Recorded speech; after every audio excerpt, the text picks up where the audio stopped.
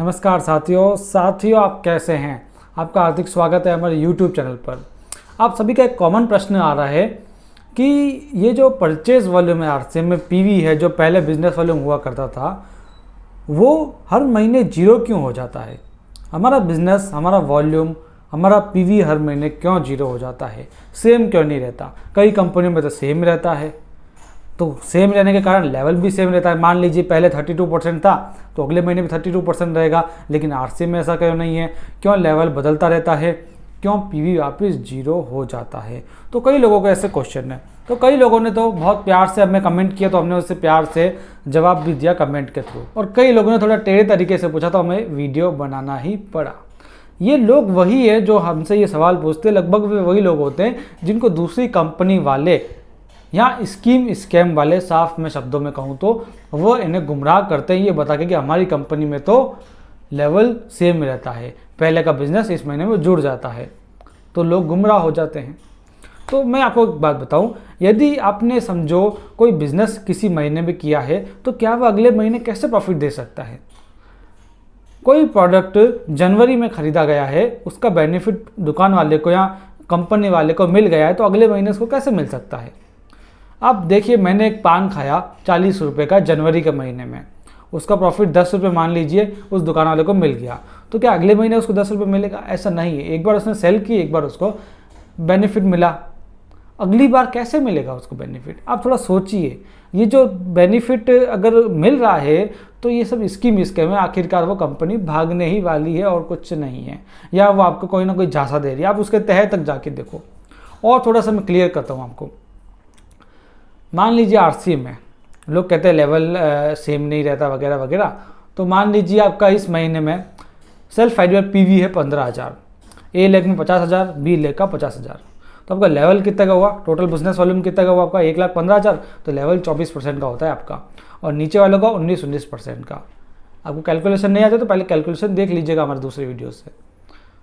तो आपका डिफरेंस कितने का बनेगा, 24 - 19 5% का। और मान लीजिए आगे अगला महीना आपका सेम पीवी रहता है ना टोटल, तो यदि आप कहते हैं कि जुड़ जाना चाहिए तो जोड़ दीजिए, 15,000 का 30,000 हो जाएगा, नीचे 50,000 50,000 का 1,00,000 हो जाएगा।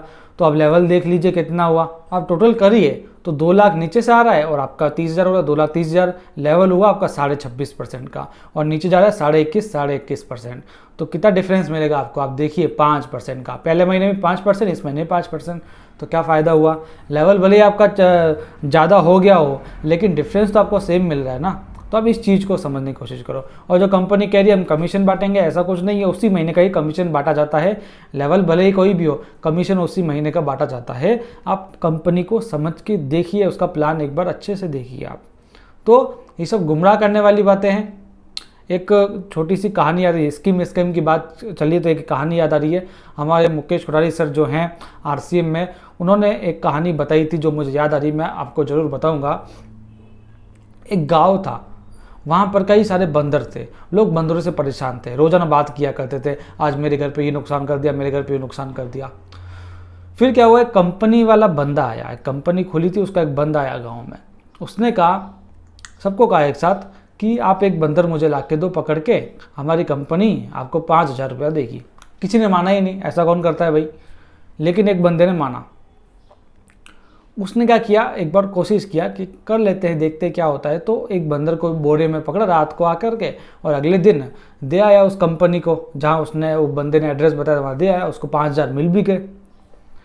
तो उस बंदे ने सोचा मैं किसी को बताऊंगा नहीं, मैं खुद ही कमाऊंगा। तो 2-3 बार उसने ऐसा किया। फिर अपने साले को बता दिया कि भाई तुझे भी रईस होना है तो तू भी आ जा इस धंधे में, ऐसा कर 5-5 हज़ार लेता रहे और ये बंदर देता रहे। उस साले ने भी स्टार्ट कर दिया।